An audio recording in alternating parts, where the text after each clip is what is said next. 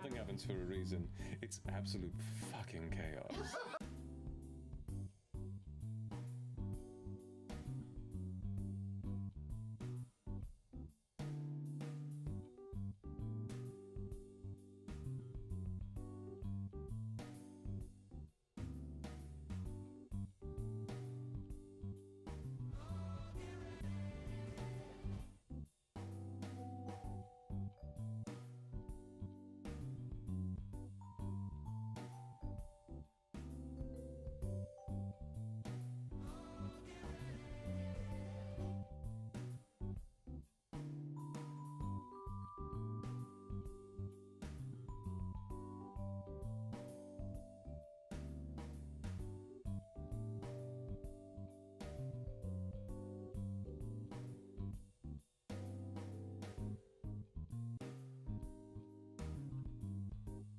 Ha!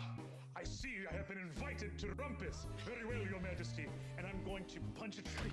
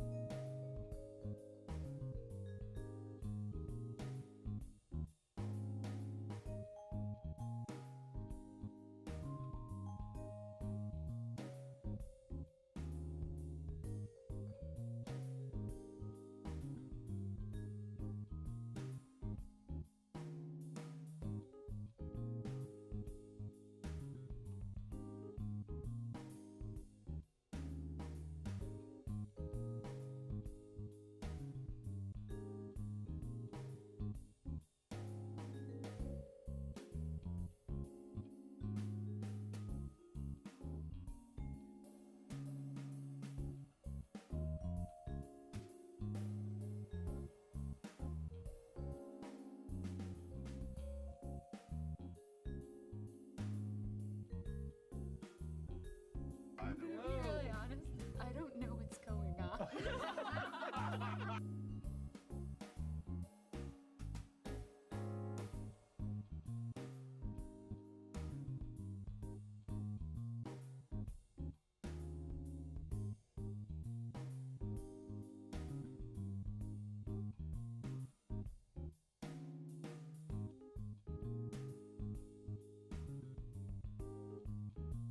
It's beautiful!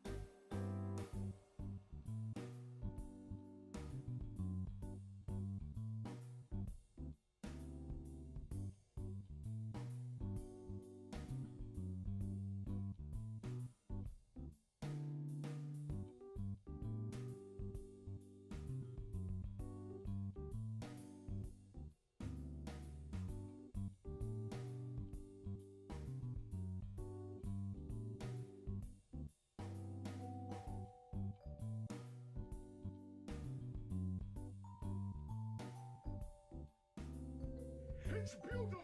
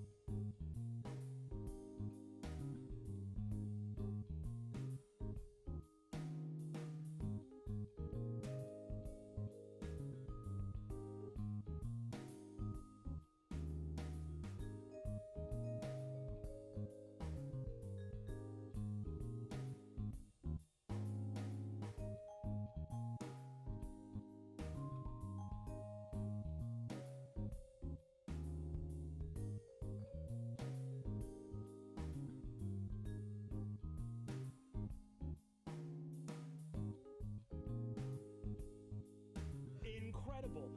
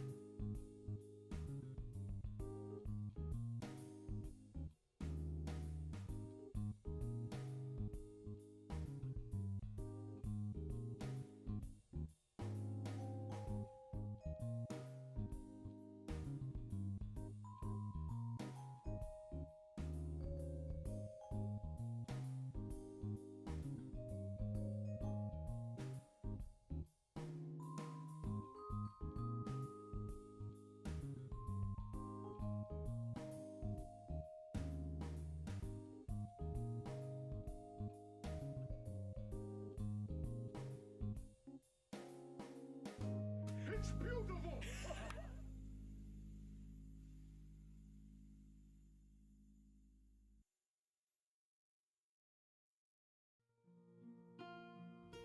Hello everybody, welcome to the stream. How are you doing today? I hope you are doing very well. It's good to be here.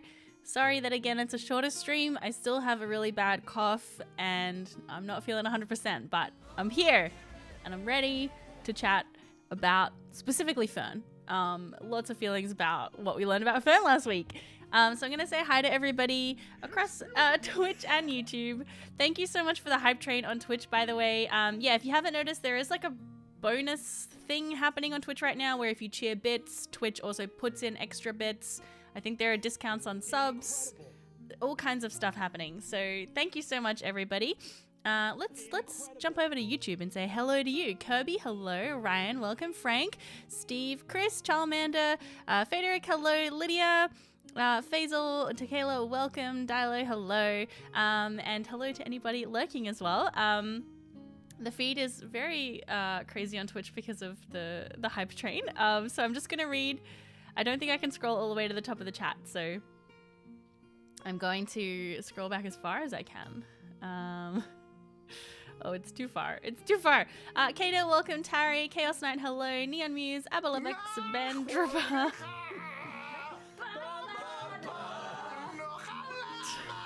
Okay. I tried to turn those down a little bit because I got some feedback that they were too loud. So I've turned them down a bit, but they still seem quite loud. Jojo Actor, hello. Pietra, Mike, Littlebox Hero, welcome. Nora, Marek, Melvin, Ty Boy, thank you so much for the 1 month sub. Oh no, resubscribe for 1 month. It's 15 months of subbage. Littlebox Hero, thank you for the 9 months. I really love this Make Some Noise reference, a gestational amount of sub months for me. I read that in Sam's voice 100%. Shenanigans, hello. Cap, thank you so much for the resub for 14 months. Templar, thank you so much for the 500 bits. And Twitch adding extra bits. There you go. Nora, thank you so much for gifting a sub. J-Rock, thank you for the 100 bits. Templar, thank you for another 500 bits. Moondruid, thank you for the resub. How the heck has it been 15 months? I know, right? It's crazy. Templar, thank you for gifting 5 subs and for cheering another 500 bits or another 1,000 bits. Tough Cat, thank you for the resub. Moondruid, thank you for the gifted sub. Jewel Dragon, thank you for the 5 gifted subs. Beard Acknowledged, thank you for the follow.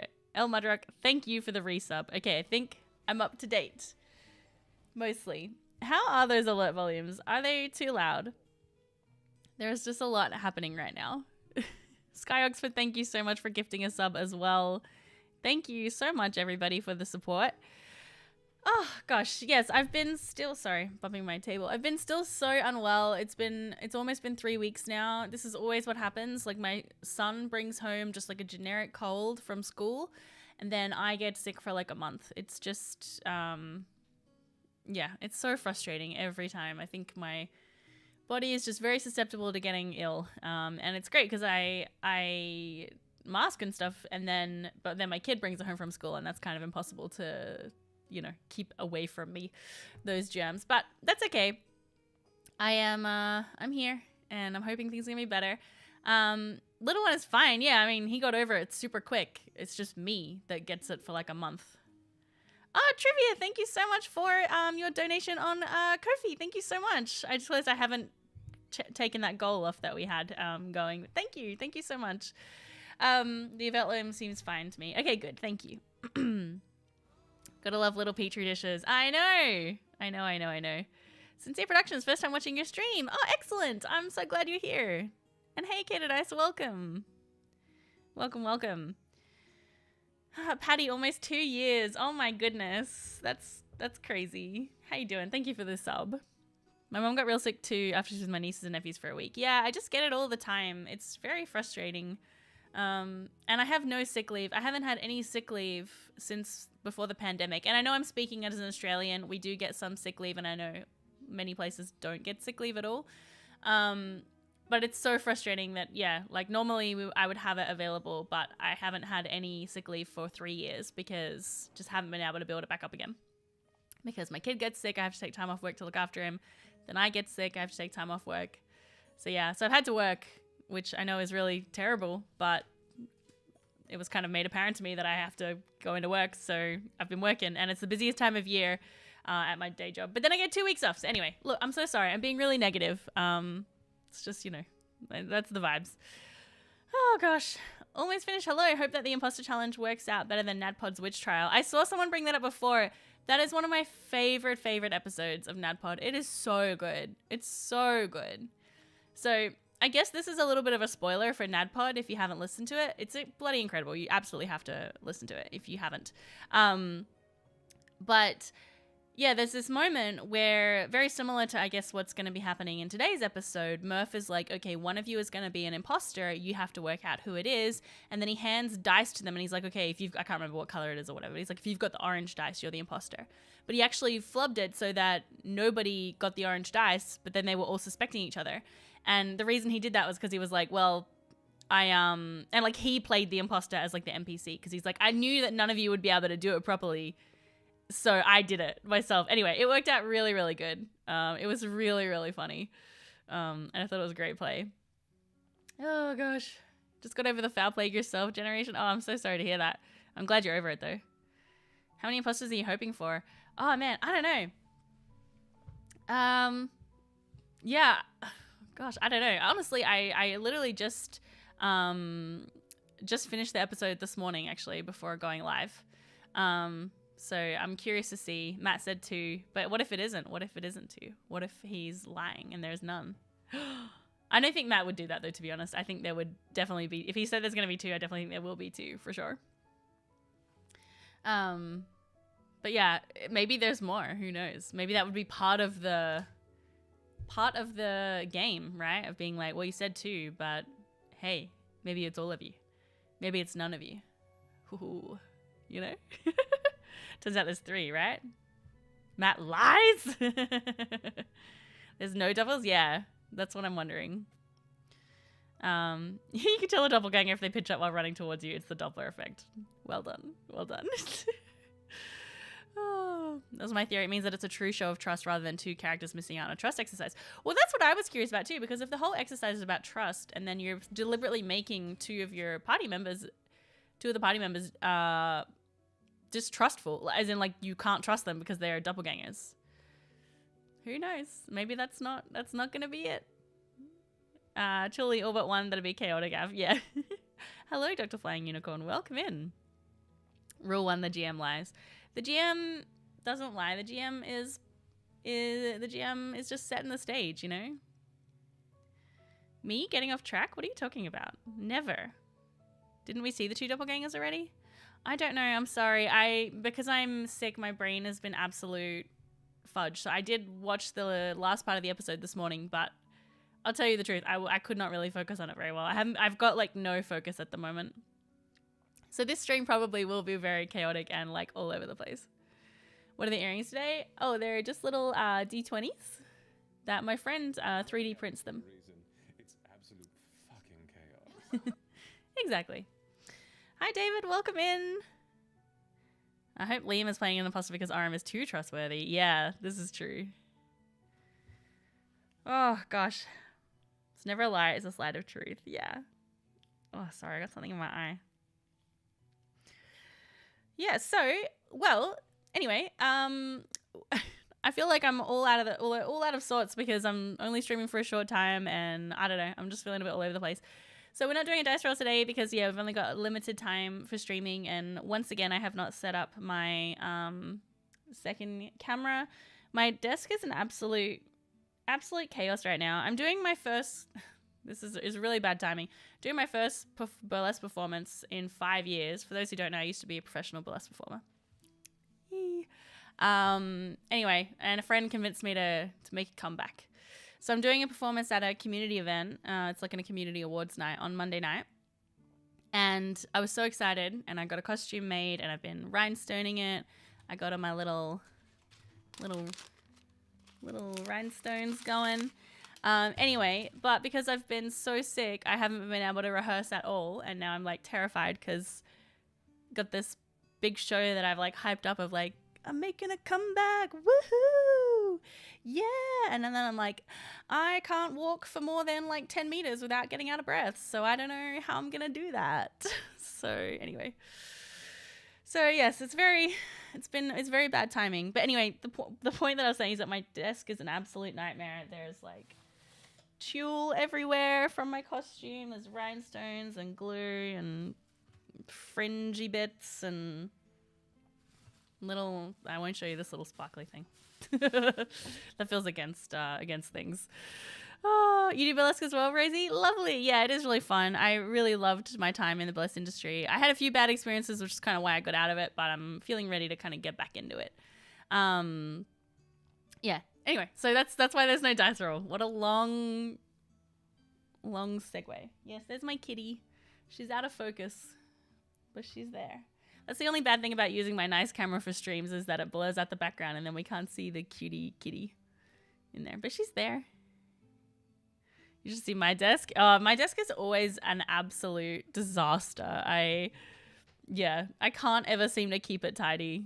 I can't keep my house tidy. I've just accepted this. It's taken me 36 years to accept the fact that I'm a messy person. Even though the autistic side of me is like, no, we must have neatness and precision and order. And then the ADHD side is like, what are you talking about? So I've had to reconcile those two parts of myself. Okay, so before we fully get into the doppelganger talk, even though we've already kind of gone there, I want to talk about this revelation of Fern and her parentage. I thought that was really interesting and exciting, and I'm hoping that we're going to see it go somewhere, like we're going to see some kind of development with that story. She's going to come face to face. So in case you're tuning in and you haven't like watched the episode and you don't care about spoilers, this is a spoiler zone, by the way. So we learned that Fern's biological father is the Sorrow Lord Zathuda, who was Yu's boss, and we saw them briefly at the, what is it called? It's like there's a name for the Citadel, the something Citadel. I can't remember what it's called, Sunset Citadel or something like that.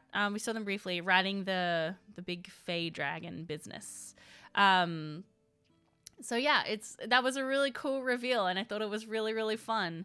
I haven't gone back and like watched all the stuff with you. I wanted to go back and watch that interaction that you had with the Sorrow Lord and just kind of look at that again now that we know what we know about Fern. I thought it was really, really cool. I liked it. I liked that there was a little twist. And yeah, I'm hoping that something is going to come of it, because I feel like a few times so far in campaign 3, we've had these like cool moments about a reveal of someone's backstory, and then there hasn't been time to like explore it or do anything with it. So I'm hoping that, you know, we're going to get time to actually, you know, look into it and get into it. Sane Lunacy, thank you so much for gifting 5 subs, and Amelia, thank you for the resub for 13 months. We got so many people just hitting over a year now, which is wild. Dr. Flying Unicorn, thank you for the follow as well. I feel like maybe Matt was hoping that it would come out sooner. I completely forgot about those early episodes. Yeah, because it was quite a long time ago. Yeah, so you was sent by the Sorrow Lord. The thing is I feel like, didn't you kind of communicate, because you had a ring, right, that was pointing to Fern. But I feel like you was under the impression that the ring was going to point to Fern's parents, but instead it pointed to Fern, and they were like, oh, surprise, it's pointed to her daughter. And I don't know if, yeah, anyway, I'm not sure about what that can, like, whether or not the Sorrow Lord didn't expect it to point to Fern or did expect it to point to Fern. I'm not really sure. But either way, I think it's a fun connection. I'm really curious to know as well what the thought was behind making Fern a Ruidusborn, because clearly Zathuda sort of planned that, right? So was that part of this plan, or was it just a plan in general to be like, I want my, you know, progeny to be Ruidusborn? Yeah, I'm curious to know how that kind of ties into Ludinus's current plot, if it ties in at all, because we know that the Sorrow Lord was like not on the ups with Ludinus. Like, Ludinus is, they don't really like Ludinus. But yeah, I'm not sure. It was really cool. Lady Squire Gwen, thank you so much for gifting a sub. Thank you. Hi, Morg Smash, welcome. I think he thought she was still at the Fae with Nana. That's true. Yeah, I guess that would make sense, that like if they didn't know that Fern had left. Yeah. Maybe you went to catch Fern for her dad. I don't know how this affects Fern, or don't change anything. No, well, because the thing is, I think it was pretty clear that you was after Fern's parents because her parents had stolen the crown. Because you waited until they'd made contact with the parents before doing anything. Whereas if they were just after Fern, I think they would have just tried to take her right away, right? Yeah, maybe her parents have been hunted before stealing the crown. Well, yeah, Nana did say that it wasn't the first time the Sorrow Lord had tried to come for Fern. It seems like underneath Nana's protection, the Sorrow Lord hasn't really been able to, you know, get to him. When are we seeing you again? I know that's been like a big question. You might not have known everything. I think that's probably what it is. I think you was sent on this mission without all the details. I mean, why would the Sorrow Lord, you know, reveal that kind of stuff if it wasn't necessary? You also didn't know that the Callaways had a daughter. Yeah, that's right. So I think, yeah, I'm wondering if it was sort of like the Sorrow Lord was like, here's this magic ring that will point you towards the Callaways, and then not realizing that Fern was on the material plane. It was then like a surprise when it pointed towards Fern. I'm trying to remember maybe we should go back actually and watch that interaction between Dusk and the Sorrow Lord. That might be cool. Let me try and pull it up. Let me see. What episode was that? Bloody hell. I'll have to look on the wiki. Bless the wiki. Okay. Let's look this up. I loved it. Erica's transition at scene. Yeah, they really showed off their acting chops in that moment. Okay, so appearances. Oh no, I should look up Zathura because that will tell me what episode. Okay. So appearances and mentions. Okay, it was episode 26. Okay. Episode 26. It's so funny. I have like such an association with that episode number, even though it's a different campaign. I was like, wow, some really big shit went down in episode 26. I was like, oh, okay, wrong campaign. Okay, let me find the moment.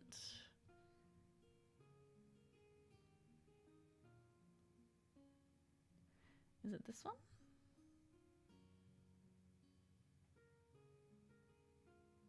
Yes. Okay, hold on. Sorry, everyone. I'll have to pull the browser source into my OBS. Just give me a moment. I do this every single time, and then I'm like, why do I not set this up beforehand? Because we always look at something together, and then I always forget to set it up ahead of time. Why is this so small? Who knows?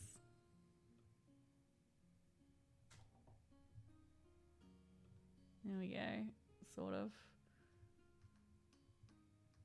Is there a kitty on my desk right now? Wait, Clementine, you're gonna knock all my stuff off. Okay, it's not perfect, but it'll have to do. Also, my camera is not there. Why is it not there? Hold on. Oh my gosh. There we go. Okay. Right. We're in. Why is that quality so bad? Hold on. It's still not right. Ah, sorry everyone. It's like cutting off. Oh my god, I forgot that Sam was in like a tux. Okay, can we like... I don't understand why it's... Anyway, okay. That'll just have to do. Sorry, everybody. I'm not sure why it's looking so shoddy. Okay. We will do this. And we will turn up the audio. Okay. I think we're ready. Nobody was watching. Shit! Sorry, is that really loud? Let me turn it down a bit. What? Yeah, sounds like choking. While you guys finish your watch, Quality? if I could have everybody except for Erica leave the table.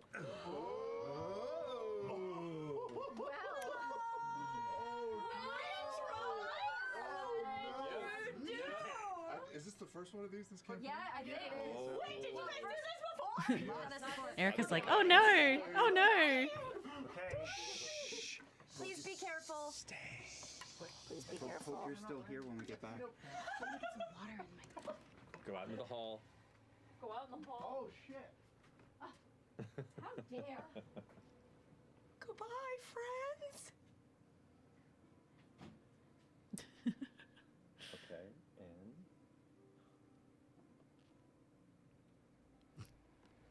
and Turn it up a little? Yeah. as you step away from the conversation, kind of gently flicking the dark metallic ring on your finger, here in the still, silent night, you feel that familiar, cold, creeping sense, like mythic tendrils reaching beyond layers and layers of time. You feel a presence creep into the back of your mind.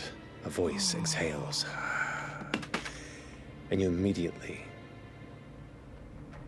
remember the familiar voice of the Sorrow Lord Zathura, bearer of the lightless flame and grove captain of the Unseelie Court. You. I wait in prickly silence for your report. My lord, you know that good work takes time. Have you located the Moontide Crown? Have you dealt with the Calloways? Are you aware that there is a daughter?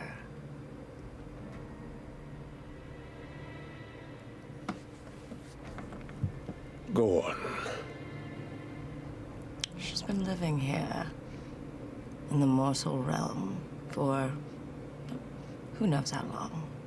And these beautiful idiots that she keeps company with have led me right to the Callaways.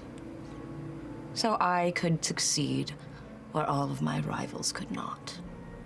Don't think you're the only one still on this job. Yes, but I'm the only one that's gotten success, that has results, and is the prettiest. I see no results yet. And your dalliance in this mortal realm slows you with distraction and weakness. I hope that I wasn't wrong in entrusting you with this task. Come on, my lord. There's so much to explore out here. Have you ever had a rumble? Samanar grows impatient. You will not fail me, lest I find better use for you in one of your mirrors. Now, if you're this close, I expect the crown soon. You will have it, my lord.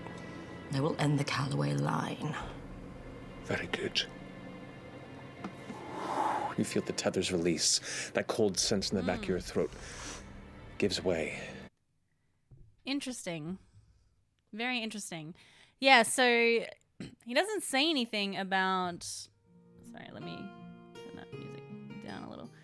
Doesn't say anything about knowing about the daughter. Just kind of says, go on. I'm really actually curious to know, like I would love to know a little peek behind the screen if Matt had decided... Like if Matt knew in that moment that it was going to be Fern's father, or if that was something that was decided after. I think he probably did already know. Like I think it was probably already part of Fern's story. Yeah, we're curious because also it's interesting that Zathuda is not concerned about the thought of Fern dying when Yu says, I will end the Callaway line. So I wonder if like the fact that they had split, he'd kind of been like, well, even though I obviously had plans for this daughter, making her a Rodusborn, I don't care anymore. I don't need to use her.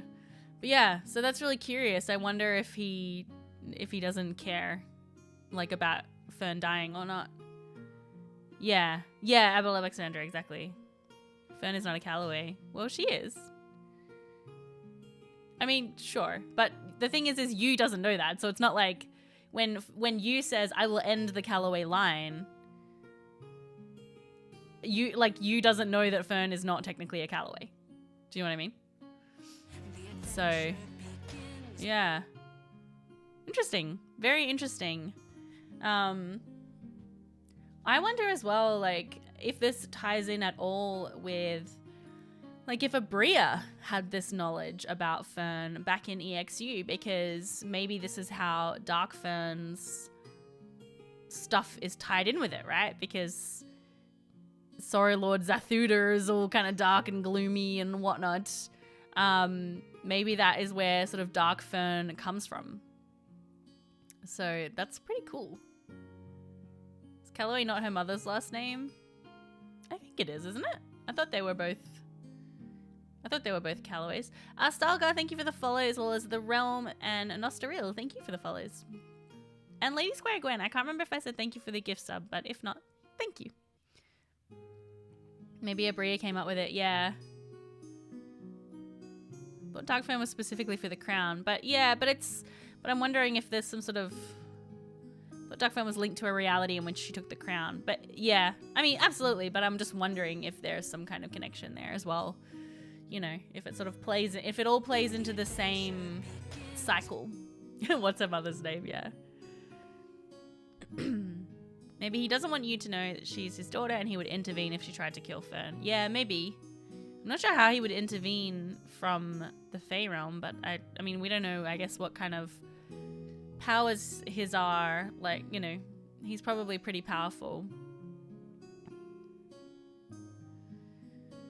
I think the Sorrow Lord's blood is what made the mirror show the evil Fern. Yeah. Because I always got the impression it wasn't necessarily like, this is what will happen to you if you take the crown. It's kind of like, this is what will happen to you if you give in to your darker side. Yeah. Very, very interesting. Paul says, have you discussed how Chetney's backstory is home alone? No? I had not picked up on that. That is so true. They all just left? Oh my god. Oh my god. It's Home Alone. That's good. That's very good. That's a really good... Sorry.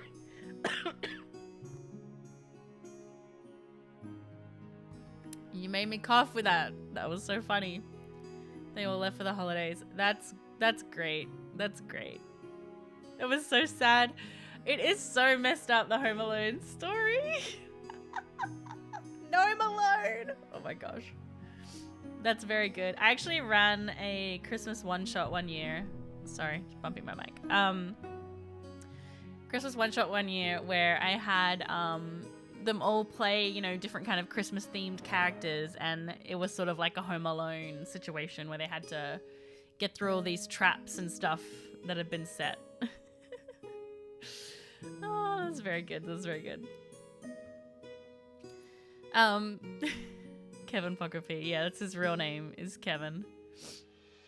Chet didn't get a cheese pizza. I mean, not that we know of. Kevin grew up to have severe abandonment issues. I know, that whole, like, yeah, that video that Macaulay Culkin did was so, it's so disturbing. He's gonna reference all the Christmas stories as Chet's backstory. I hope so. I love that stuff. Fire and Sea Smoke, thank you so much for the sub for 14 months. Thank you. Okay, so anyway, yeah, back to you and Fern and whatnot. But yeah, I'm really curious to see where that whole storyline plays out. It'll be very, very cool. Oh, Jedi Unicorn, yes, I want to talk about this too. Observation. Yeah, so when they were doing their, like, truths, Orym talked about how he missed Dorian, and he said, I'm not sure if that's a good thing or not. Right? He kind of, I can't remember the exact wording, but it was sort of along those lines. It was like, I miss Dorian, and I'm not sure if that's good or not. And nobody pressed him on that, and I was like, hello? He's not sure if it's good or not because he's feeling conflicted, because he clearly has feelings for Dorian, but he still feels guilty and still feels connected to Will, and so that's why he's not sure if it's a good thing or not, is to be missing Dorian. Right? Please tell me that I'm reading into that in the same way that other people are reading into it.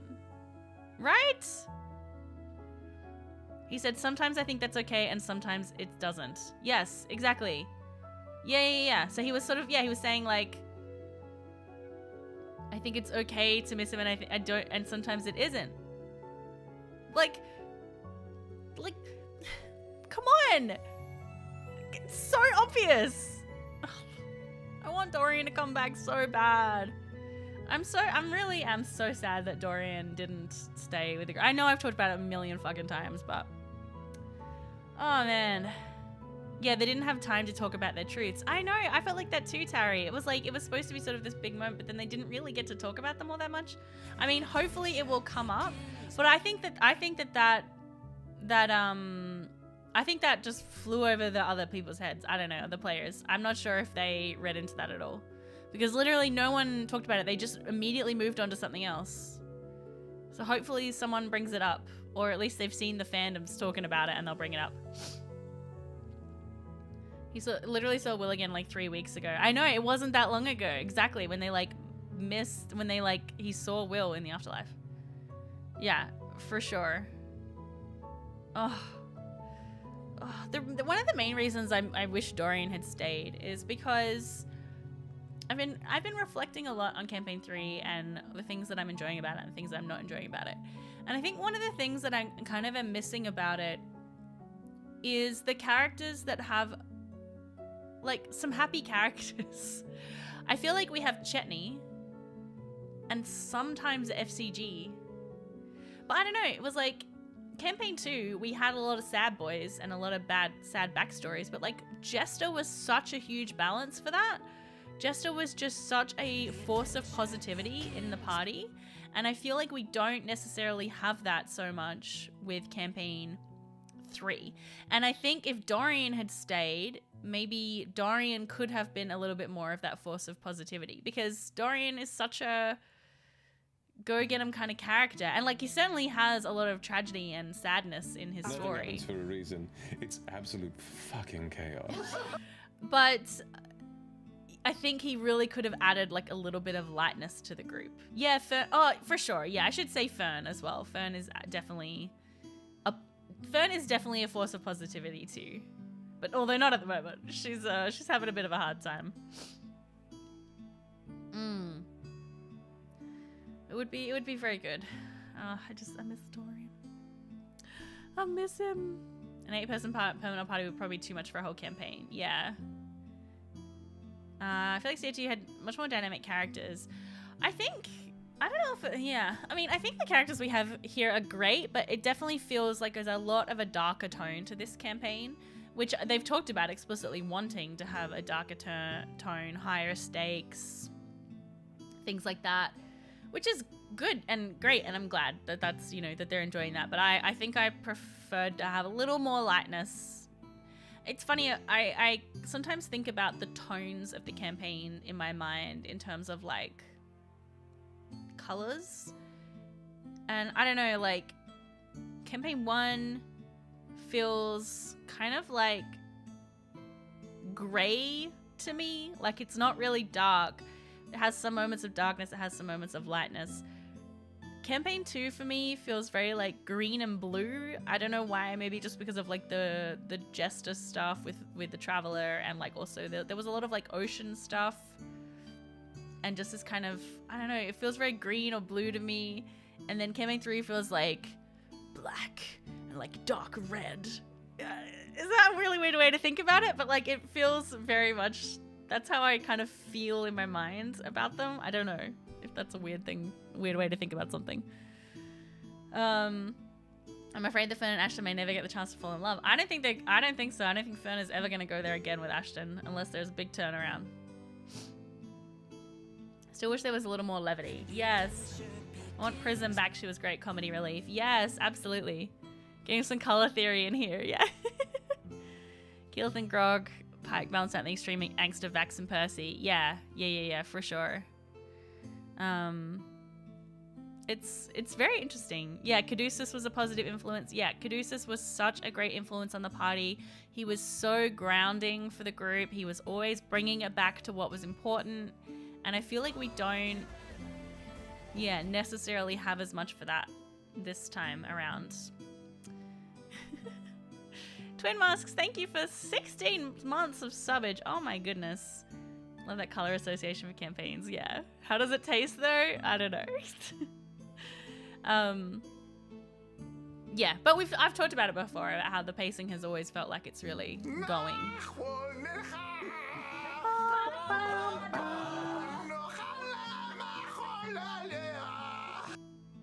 It's funny that the paragon of happiness and therapy, FCG, gets less stressed when he fully executes people. It's like you're seeing the campaign with synesthesia. I don't know how to pronounce that word. Synesthesia? Yes. No, I definitely do not have that, but that's just kind of how I feel about it. And also, for some reason, it's like I really associate the campaigns a lot with places. So to me, campaign 1, if I were to close my eyes and just think about what place it takes, like what location it takes place in, it feels like it takes place in castles and halls and big stone rooms. Campaign 2 feels like it takes place on the road, in the plains, in the forests. It feels very out. I think because they did a lot of traveling. Campaign 3 feels like it takes place like in dark spaces, in dark, gritty towns and cities, in back alleys. Yeah, anyway, this is kind of how I think about it. Oh my gosh, we're almost out of time already. I wish I'd started streaming a little bit earlier, but as you can hear, my voice is actually going quite a bit. I'm sorry for this terrible vocal fry right now. But, yeah. Everyone for me always seemed to link to Vasselheim. Yeah, I guess it's because Vasselheim to me feels like a big grand city with lots of big grand castles and spaces and... Yeah. I wish Bell's Hells had a base, to be honest. I know, I wish that they had not... Oh man, I wish they had not gotten rid of that skyship. I mean, I know why they did it. I was so disappointed that it didn't work. That whole plan. But and then they destroyed that skyship for nothing. I mean, maybe it helped a bit, but I don't feel like it did. I want them to have that skyship back so bad. But yeah, I agree. Having a home base in a game, I think, is a really huge... I actually made a whole video about why I think Whitestone is the most important city in Critical Role. Mainly because... It's a really great video, by the way, and... I don't know that many people saw it because it was different from what I was making at the time. But anyway, I think it's really good. I kind of go into a deep dive about how Whitestone was created both in the world, like the history of Whitestone in game, as well as how it was created out of game, like how Taliesin and Matt and whatnot built it up. But anyway, Whitestone was so important because it became such a home base for them, and even when they were traveling, it always felt like Whitestone was home. Like they had a castle in Amman, but basically that got left after 20 episodes or something, or 20 or 30 episodes. So yeah, having a home base, and like the Jor house was so good, and even just like having a home base in Nicodranus. And I think that's why I was so happy when it felt like Esteros's house was going to be that for them, and then that didn't end up getting, you know, obviously didn't end up working out for them. Yeah, I didn't think the skyship plan was a good idea. Yeah, I mean, I thought it was a good plan, but I don't think it was good that they kept ignoring all of the hints that it wasn't going to work. Blood, thank you. Blood. Thank you so much for the sub, by the way. Can't wait for Fern to transform into a full-blown hag. That should be fun. Nexica and the Video Viking, thank you for the follows as well. Hold on, I gotta cough again.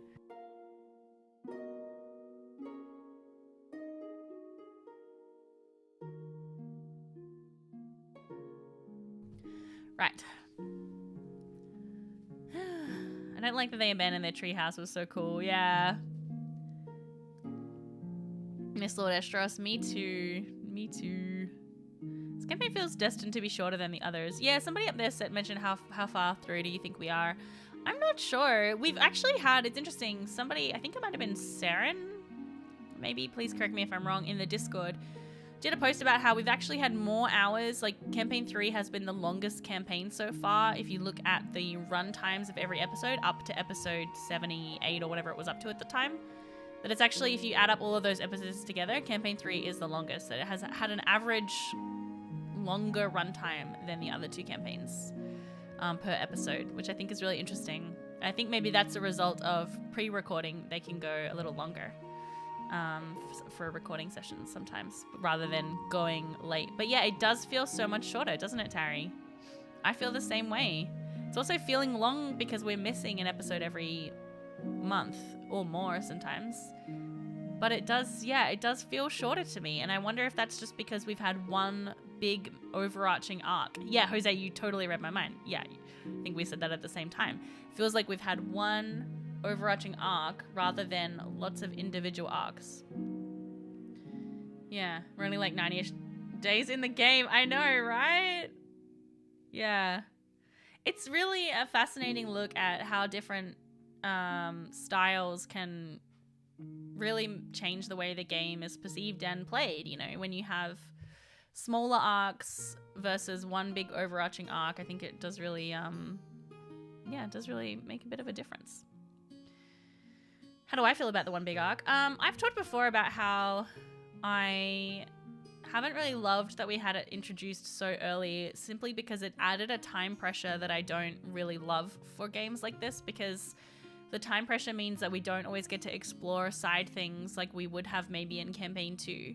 Campaign 2, I know, got a lot of criticism for being a bit meandering, but I kind of liked that. I didn't like it so much at the end. It did get a bit, like, the pacing got a bit strange in the end.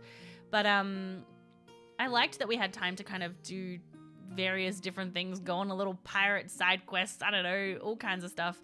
But this time it's like we literally went to the place where Ashton was born and where his whole future was changed, and it was like nearby, and they were like, well, we don't have time to do that, so we're leaving. And I was like, what? Like, that totally drove me wild that they didn't explore Ashton's backstory when they were on Isleworth, when it was nearby. They knew someone who knew where it was. They didn't go back and talk to what's her name, who was in the cult. Like, it really blew my mind that they didn't explore that side at all. And I know Ashton didn't really push for it at the time, but I think that might also be because Taliesin knew that they had to get the group back together, and so he's like, well, I can't push this story out for another 3 or 4 episodes because we have to reunite. Anyway, so that's kind of my thoughts about it. I do wish there has been a little bit more space, and I think that's why I'm really happy that Nat was like, sure, we can do this Feywild thing. Why not? Yeah, I'm glad we're having a little bit of time now to maybe do some stuff. They've said we'll go back eventually to so many things this campaign. Yeah, and like, I understand that obviously storylines get dropped all the time in games, and you know, the DM will drop stuff and then it just never gets picked up. It happens all the time. But I just wish we had some, like, that felt like a big thing. And then we go to the tree, and the tree still didn't feel like it was connected to Ashton's backstory at all. It still felt like excuse me.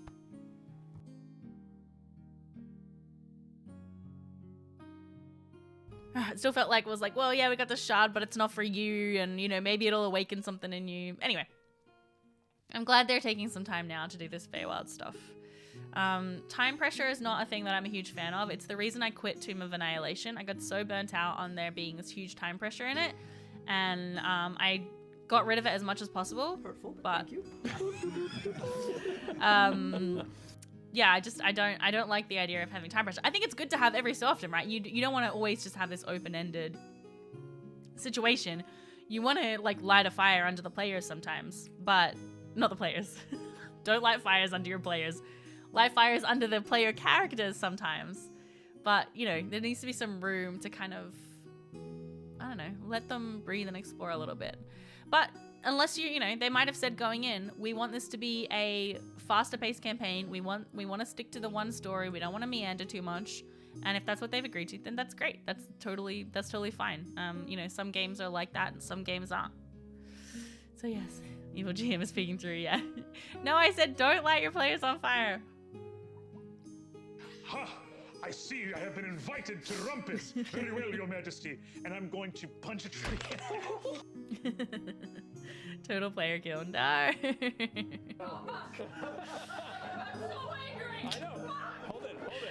Oh, yeah, 5 minutes. All right, this will be time for me to do my last little minute things. Actually, I have one announcement, so please don't go just yet. Super quick, got an announcement. I don't believe there's Critical Role next week, right?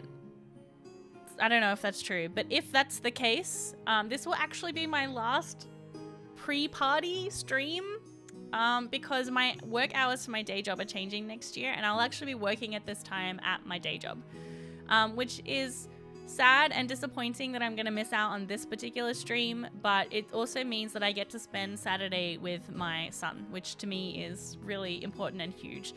So I'm so sorry, and I want to say that I have had like the absolute best time doing these pre-streams.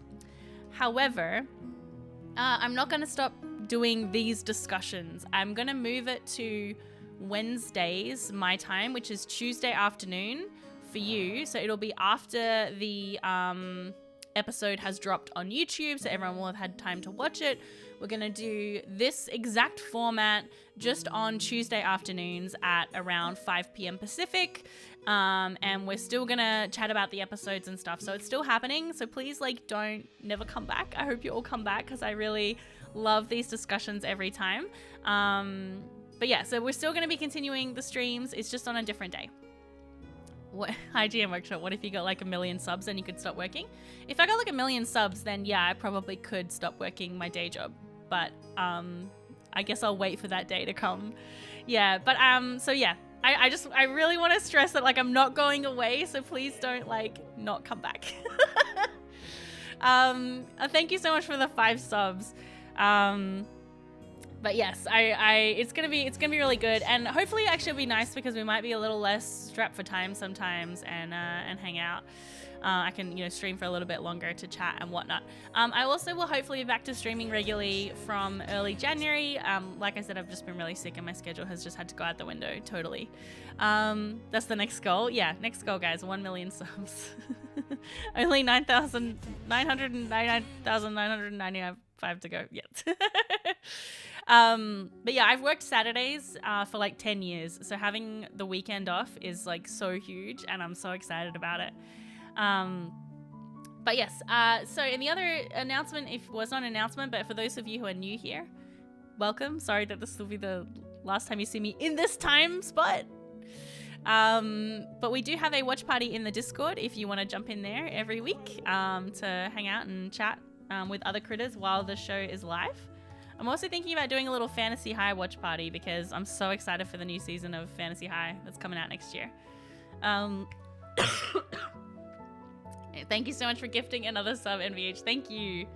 Get your Beth and Luke on. Exactly. But yeah, so anyway, we're in the Discord. Hope to see you there. And I really want to get back to our Baldur's Gate playthrough where chat's doing the thing. Yeah, hoot growl. Yes, it'll be really, really fun. But I'll see you all in the Discord. I hope you have a wonderful time. If I don't see you, because I'm not sure if I'm going to stream next week. But if you celebrate, have a really happy holidays. Merry Christmas. Also sending love if this is a difficult time for you. I know it can be a difficult time of year for some people. So hopefully the new year will bring some light into your life if that's the case. And I'll see you all soon. I'm about to have another coughing fit. Goodbye.